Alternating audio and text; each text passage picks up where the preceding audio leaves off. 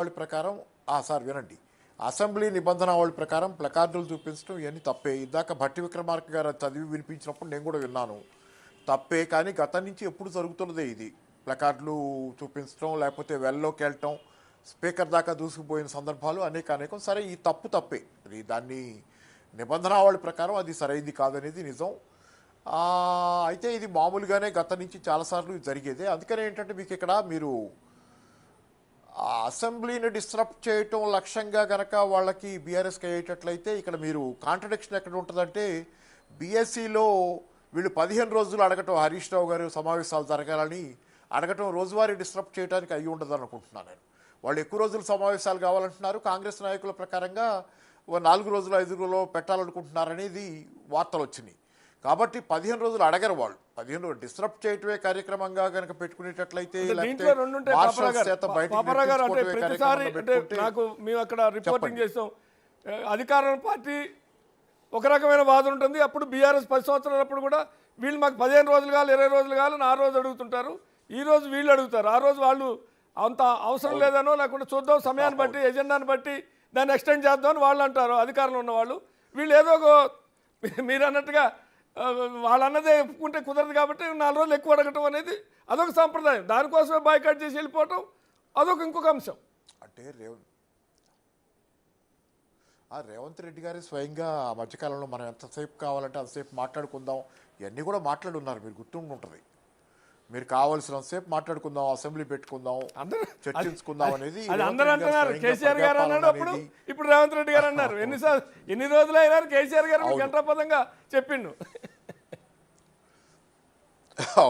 అవును, అది కరెక్టే మీరు చెప్పింది. అంటే ఇప్పుడున్న ప్రభుత్వానికి మనం జరుగుతున్న దానిలో ఇది. తర్వాత ఏంటంటే సరే అదొకటి. తర్వాత ఆ కేసీఆర్ గారు అసెంబ్లీకి రాలేదనేది, అంటే మీరు అడిగిన ఆ ప్రశ్నకి అంతవరకే జవాబు ఉంటుంది. కానీ మనం అంతకంటే ఏం చెప్పలేము. ప్లకార్డులు చూపించడం అయితే నిబంధనావళి ప్రకారం తప్పే, కానీ ఇది జరుగుతూనే వస్తుంది. ఇవన్నీ మామూలు కంటే కూడా రిజిస్టర్ చేసి ఆ తర్వాత సభకి సజావుగా జరగడానికి సహకరించవచ్చు. 2 ఉంటాయి దీంట్లో.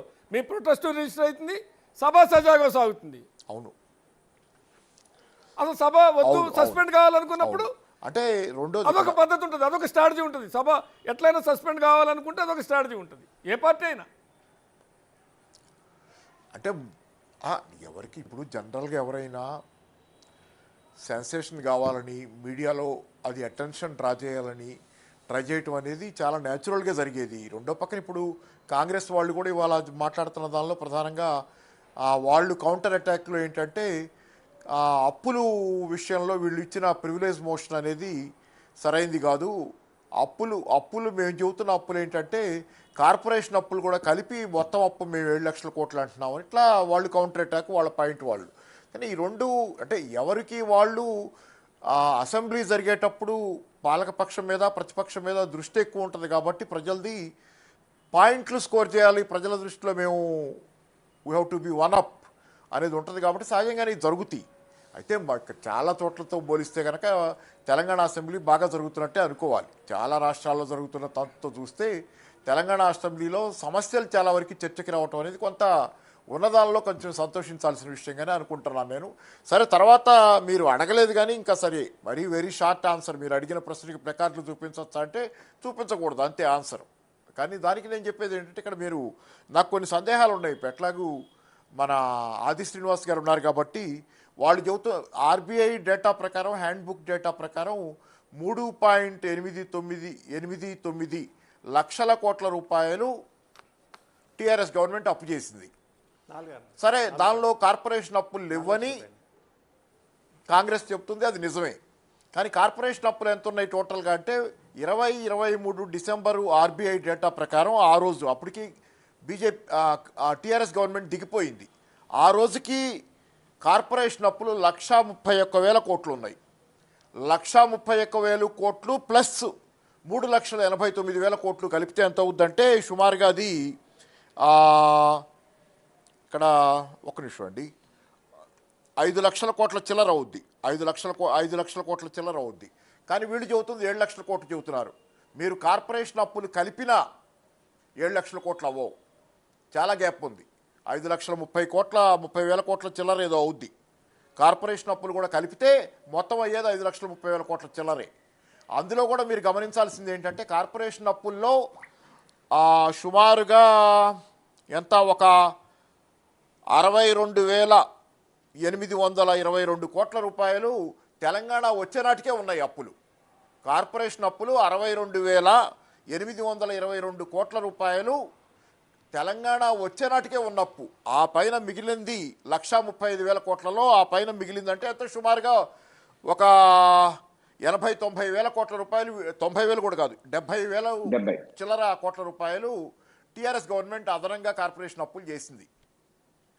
సో ఇవన్నీ మీరు పరిగణలోకి తీసుకుంటే టీఆర్ఎస్ గవర్నమెంట్ చేసిన మొత్తం అప్పుగా చూస్తే 3.89 లక్షల కోట్ల రూపాయలు ప్లస్ తెలంగాణ వచ్చే నాటికి ఉన్నటువంటి కార్పొరేషన్ అప్పుని మినహాయిస్తే మిగిలినటువంటి 70,000-75,000 కోట్ల రూపాయలు. కాబట్టి ఇది డిస్క్రపెన్సీ 7 లక్షల కోట్లతో చాలా ఉంది. అది ఆ ప్రశ్నకు కూడా జవాబు అవసరం ఈరోజు. రైట్. రెండోది అంటే ఇంకో ప్రశ్న వాళ్ళు పదే అంటుంది, ఒక ప్రతిపక్ష హోదాలో ఉన్న నాయకుడు సభకి వచ్చి ఇట్లాంటి ఇప్పుడు మీరు లేవనెత్తిన అంశాలు లాంటివి ఏవైనా కానీ ప్రభుత్వానికి సూచనలు ఇవ్వచ్చు, ప్రశ్నించవచ్చు, సలహాలు ఇవ్వచ్చు, అదేవిధంగా నిలదీయచ్చు, అన్ని రకాలుగా చేయొచ్చు. రాకపోవటాన్ని డెమోక్రసీలు ఎట్లా చూడాలి అనేది ఒక ప్రశ్న. సహజం. అదే కరెక్టే మీరు చెప్పింది. రావాలి, సభ్యుడిగా ఎన్నికైంది ఎందుకంటే ప్రజలకు ప్రాతినిధ్యం వహించి అసెంబ్లీలో కూర్చొని ప్రజల తరఫున మాట్లాడటానికి రావాలి. రాకపోవటం విషయంలో ఎవరు దాన్ని సమర్థించరు, ఎవరు దాన్ని రాకపోవటాన్ని ఎవరు సమర్థించరు. కాకపోతే ఒక్కో చోట ఒక్కో రకంగా రాకుండా ఉండటం అనేది, ఆంధ్రప్రదేశ్లో చంద్రబాబు గారు ఆ మధ్యకాలంలో ఒక శబదం లాంటివి చేసి ఆయన మానేశాడు. ఇట్లాంటి జయలలిత గారు ఏదో జరిగిందనుకుంటా తమిళనాడు అసెంబ్లీలో. ఇవన్నీ జరుగుతున్నాయి. ఈసారి ఇక్కడ కారణం లేకుండానే కేసీఆర్ గారు ఎందుకు రావటం లేదనేది ఇప్పటిదాకా కారణం ఏం కనపట్టల్లా. అదైతే జనరల్గా సహజంగా అడుగుతాం, కానీ పాలకపక్షానికి ఎందుకు అంత తాపత్రయం అనేది కూడా ప్రశ్న. ఆయన రావాలనేది మనం అడగటం వేరు, మనం అడగడం ఆయన ఎందుకు రావటం లేదు, మనం ప్రజలు ఎన్నుకున్నారు కదా అని. కానీ పాలకపక్షానికి కేసీఆర్ వచ్చి తీరాలనేది పట్టుదల అంత అవసరం ఏముంది వాళ్ళకనేది. సరే ఎన్నుకున్నారు, మీకేందా పట్టుదలని ప్రజలు ఎవరు అడుగుతారు, ప్రజలు ప్రశ్నిస్తారు, కానీ మీకెందుకని? అంటే మనము